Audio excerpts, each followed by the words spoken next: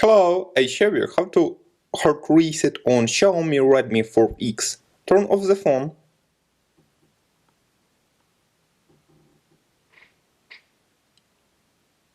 Next, press and hold the power button and volume up key for a few seconds.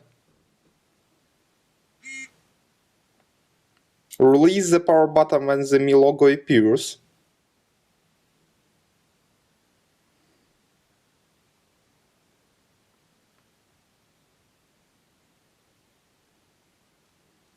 Now choose English language. Then select Recovery. Click OK.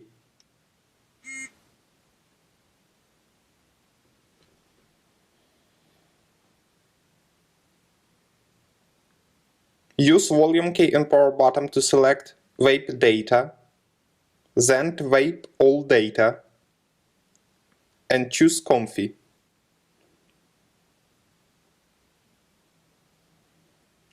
Finally click the power button.